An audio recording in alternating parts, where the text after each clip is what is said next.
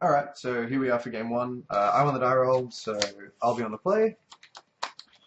And we'll already be snap mulliganing this. We can't keep a one-lander, especially not in what is essentially a blind game one. Our hand's got lands and it's got spells. It's a little bit slow, but I would definitely keep this. On the play, I would think about mulliganing, but on the draw, I think we can definitely afford to keep this. Alrighty. So we know he's playing John Monsters, but we're gonna pretend we don't for the for the first two For the games. sake of the game. Yeah, for the sake of testing. Well, this is 3 lands and uncastable spells. So we're going to go to 5. I think actually it might be reasonable for you to know that I'm on control because that's what I play. I very rarely play decks that aren't control. Yeah, sure. If we were going to talk about like personal matchups and that, I would always put you on control in every format. But for the sake of testing, I think we keep our hands based on playing against a faceless opponent that you do not know what they're playing. Of course. That hand may have been okay against control because I'm not doing much in the early game, but if I draw a couple of coloured lands, we had like double Storm Breath. What was it out of curiosity? Forest, Llanowar Wastes, Storm Breath, Museum Mortars. So like, you can't do anything ever. This hand's looking a little bit better, we just need some lands. And we are not going to go to 4, so we'll start off with an Elvish Mystic, and your turn. Alright, so at the moment, this could be most likely a monster deck, but it could be some green variant. But in the Sneak and Show house, we don't test Tier 1 decks. So we didn't draw a land, so that sucks, but let's just go with the Hallowed Fountain. Yours. Alright, well, we also need to draw a land of a very specific variety. We did, which is really good, so we'll go to 18. And play a Domri Raid. That sucks for us, we have an answer, but it's going to be a couple of turns late. So turn 2 Domri is always nice against blue-white decks. We'll have a look at the top, and that is not a creature. And we'll pass turn. So I know he's not drawing gas next turn. Doesn't really influence our decision, but it's just good to know that we're not going to get overwhelmed, and he's not going to catch up off a mulligan to 5. So we'll draw this. We'll tick Domri up again. Also not a creature. Also a card we do not want in this matchup. But what can you do? We'll attack for 1. Take 1, good 19. And pass turn. So at this point I'm expecting Domri to get Detention Sphered. It's really upsetting that he gave us no value before he went away. And there he goes. So Domri can go over there. Pass turn. So we're still on that thing. I'm going to draw this blank piece of air in this matchup and play out the Domri. Alrighty. So hopefully this one actually starts hitting some gas. We'll tick him up. Not gas, but also not upset to see it. And it's your turn. So we don't have a second Detention Sphere for the Domri, but we did just draw a Dissolve. So we have the option of holding up Dissolve for his next creature and scrying into some action, or we can hit the Mutavault. So hit with the Mutavault and hit Domri. So that only reduces Domri's loyalty by 1 per turn. That's way too slow, so we're better off just digging for another answer. So we're going to play a Hallowed Fountain, tap, and pass the turn. Alright, at this point, because he didn't attack us with Mutavault, we can be pretty certain we know what's coming. So we'll tick Domri up first. Draw a Stormbreath Dragon? I think I'm okay just jamming into the Dissolve at this point. We do need to get them out of his hand. And Xenagos is less of a threat than the Stormbreath he knows we've got, so... Xenagos is a pain in the ass, I'm dissolving it. Sure. So, scrying. That is definitely an answer to Domri, so I'm going to leave it on top. And we'll pass turn. So there was a banishing light on top, and let's just get rid of Miss Domri Rod. Or Mr, shall we say. Pass turn. Red land would be really sweet right now. Didn't get there. Well... There's not a lot of value in playing what we drew, but I think we're far enough behind that we need to do something, and at least be casting spells every turn. So we'll play a Scavenging Ooze and attack for 1. Good 18. And we'll pass turn. So Scavenging Ooze doesn't scare us at all. Even if he rips a land, he's Rakdos returning us for 3 only. So we just need to dig here for lands. So I'm just going to drop a Jace. Not sure if I want to sacrifice his life straight away and just have it die to Scavenging Ooze. We do need gas pretty badly. He could just Dreadbore and we get nothing. So I don't have the lands to cast a Dreadbore. oh, So that's I have right. to have a Dreadbore in hand and draw a land. That's true. We do want to play a land this turn, so next time we can drop this guy, or at least firing off Sphinx's Revs. So I'm still gonna tick Jace down. Well, Sphinx's Rev is always terrifying. How many cards do you have in hand? 5. 5. So I don't think it's a safe assumption to ever just like assume they don't have a land and they have to take something else. So I would just go Rev versus and assume that within those 5 cards it's going to have more lands. Yeah, most opponents would make that safe play because you do just always play the Jace before you play your 5th land. And this is actually just perfect for us. We are just going to take Thoughtseize Warrior Grave and drop the Sphinx Rev to the bottom because we already have 2 Sphinx Revs in our hand. We're on a pretty healthy life total. We've got a sweeper, so I think we can afford to just take 4 here and Thoughtseizing. Alright, so we have Mortars, Storm Breath, Storm Breath. Take the Storm Breath.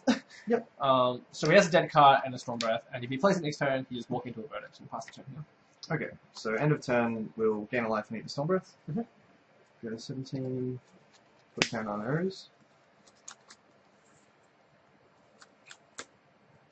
That wasn't a bad draw.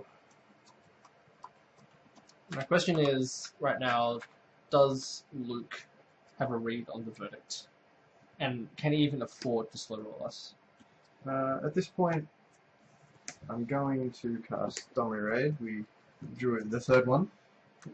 Can't complain about We'll that. tick him up, no. Well, Sylvan Carriage is not bad. It is risky, even if we could cast it this turn, because of the threat of a Verdict. I think it's always usually a safe assumption in these kind of matchups to just assume that they'll at least have 1. It's uncommon for those decks to not try and dig for 1 really quickly, or just always keep a hand that's got 1. So we're just going to attack Jace for 3 and you for 1. Right, Jace flops, and I'll go 13. And it's your turn. This dragon is exiled, my apologies. That's right. Alright, so we've got another Jace here to dig. There's no real point us having cards in the Verdict now. He does have a Stormless Dragon. It's also possible just to block a removal spell and fire off the Sphinx Rev at the end of his turn. So, but Jace does gain us some life. So it's not a particularly easy decision here. I feel it's 13, but if he does drop the Stormblast next turn, I am going to wish that I gain 2 life here because it might save us from a narrow death. So I'm going to pass the turn. Alright. So we'll untap. Draw. That's actually not bad at all. We'll take Domri up. It's not a creature, but it's not bad.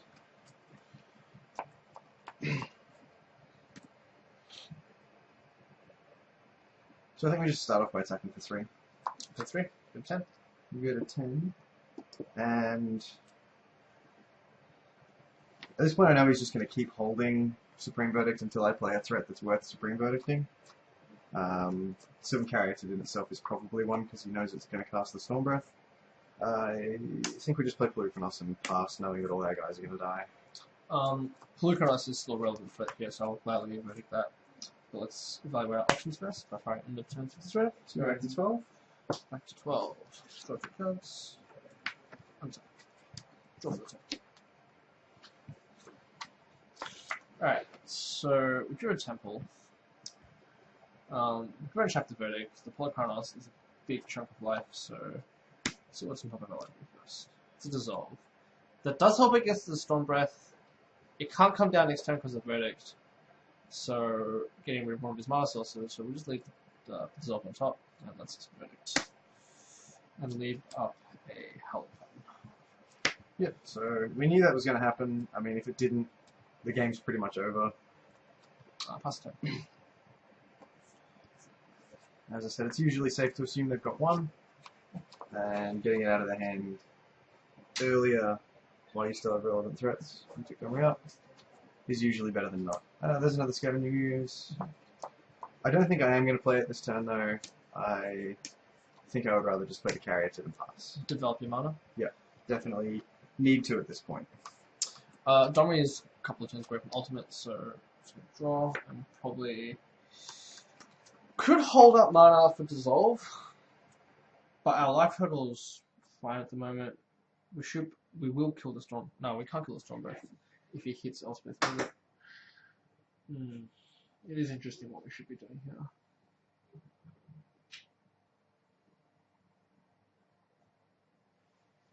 Aetherlane is unlikely to die, so we could just hardcast that.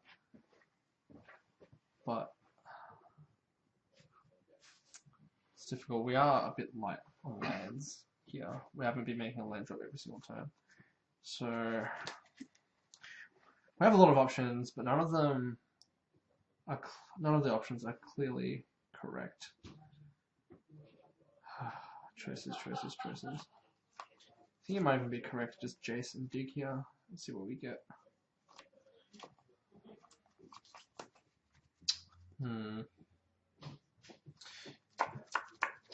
He has to draw a land, but he had a blank on top.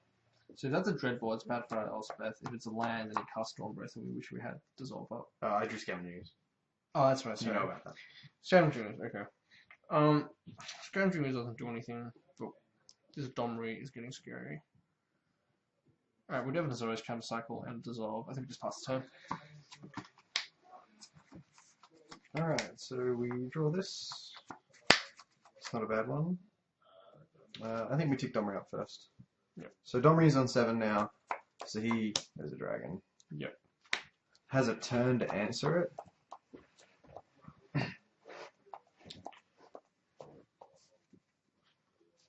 It's actually really interesting. I drew a land.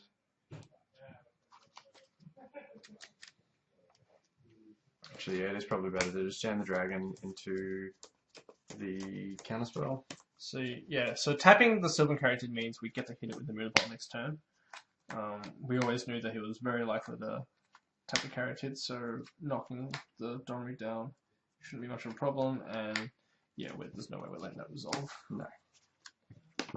It's a great one. It's a land, and I do want a land, but let's leave it on top. There's always charm anyway. Constant. Alrighty. Alright, that is fine. So let's play our land. Let's hit Domri for 2. Yep, Domri's to 5. Maybe it was incorrect to play the planes so quickly. Let's do the Jace. Let's not play the planes. Sorry. Let's just use a Warrior Grave and let's cast a Jace. Yep. And minus him. Spicy. Alright, so at this point he's just getting a land in the detention sphere. Like, Just fine. we can't stop the detention sphere from happening, which is a bit of an issue. Yours. But there's not much we can do about it. Not a great draw. Card would have been okay quite a while ago when we were fishing for lands. So we'll take Domri out. Not a creature.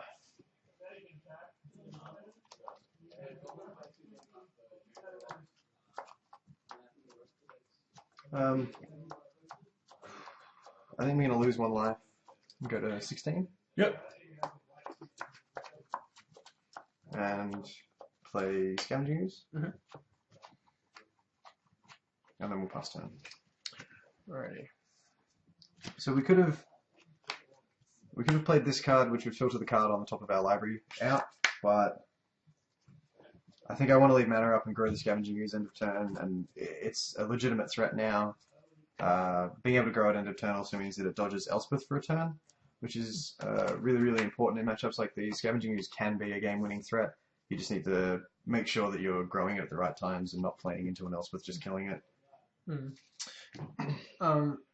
don't get that much value from plussing our Jace here, but we do want to dig for a black removal spell to kill this Storm Breath, and I'm happy to discard some of our cards there, like these. This card does nothing, and we only need 1 win condition, so there's 3 cards we don't mind discarding. And either way, we'll still get 7 cards. We have volume, as a cushion for his Rakdos return. I guess it's just Temples versus Dissolve. We have 2 lands in hand, so we're just going to take the Dissolve here. That works out for our mana quite well. So let's get rid of crappy Black Source, and move the Vault, a land for the Sphere of Detention. Detention Sphere number 2. Yep, so Domri down. Domri number 3. We're leaving up Dissolve mana, and Last Breath mana as well, but let's just get our Mood of Vault in so we can attack next turn, should we need to. 7 cards in hand, pass the turn. Alright, so we'll either go. Yep, resolves. Now that run 3 power, and we can't get Last Breath or anything, we'll just eat the other 2. Yep. So there's 1 creature left in my bin, None in mine. and Scavenging uses a 5/5. Yep. And I also go to 19.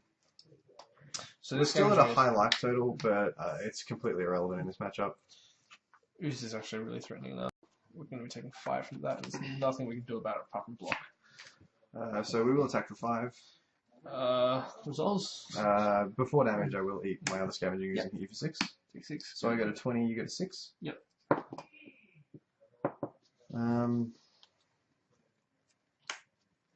We'll play a Courser Crucifix. We're not going to play the Dragon, of course, because we know he took the Dissolve. So it's up to him whether or not he wants to get rid of this. It can resolve. Yep. So I do lose 1 from that from the Llanowar Wastes. We'll reveal the top. Rampage. Rampage is pretty good. I think I'm going to leave that on top, but I will gain a life and go to 20. Yep.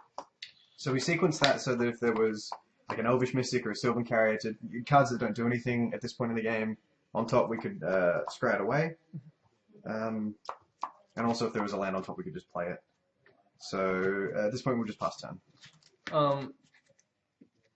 Courser Crucifix is pretty much the only card that Last Breath hits, so let's just get rid of it. Yep. What we can.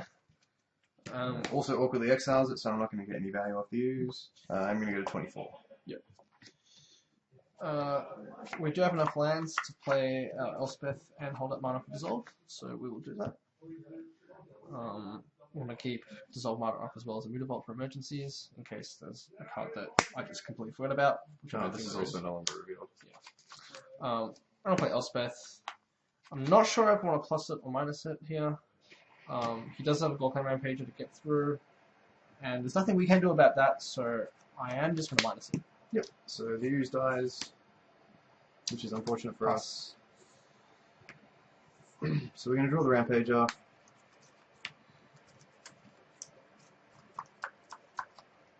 So if he plays Rampager, we're definitely not countering it because we can just block it with Elspeth and then just wait until we have an answer. But a Dragon is definitely not resolving. And you know I have Resolve anyway. Correct.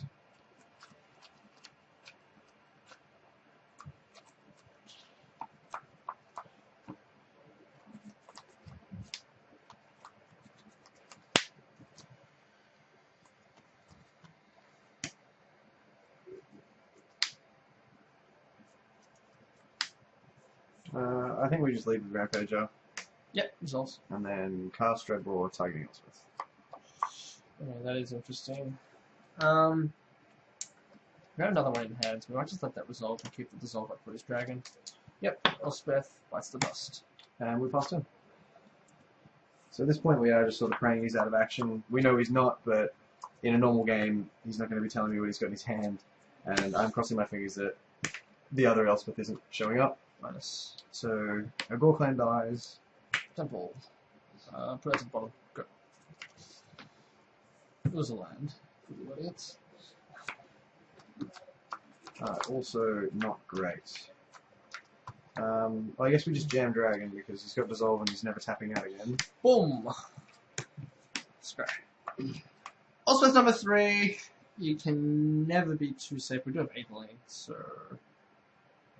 I think we just forget about it. We'll play a Stomping Ground, tapped and pass. What we want to see now is ultimate price, so we can stop, or a Dissolve. Preferably a Dissolve. We're just trying to get rid of the Stormbreath Dragons. Sure. That was not that. Another land. Another land to the bottom. And now we just start ticking up Elspeth, and we The start soldiers start coming. start to try and kill Mr. McCandles here. We do have a Census Rev, so we're pretty happy, and we just pass the turn. Next time we're drawing a gazillion cards, and even in a real game, I am quite confident that usually draws out a concession from the opponent unless they've got, say, a stacked Scry hand. 1, and leave that on top, and pass. Draft Rev. So at this point, usually we would concede, but we'll see what happens. Okay, 7. Wasting my time and energy here. So you get a 13. There's a good chance we're just going to concede next turn, but it'll vary depending on what you have. Oh, I've got 2 Syncopates in my hand, and a Banishing Light, and 3 lands. Sure.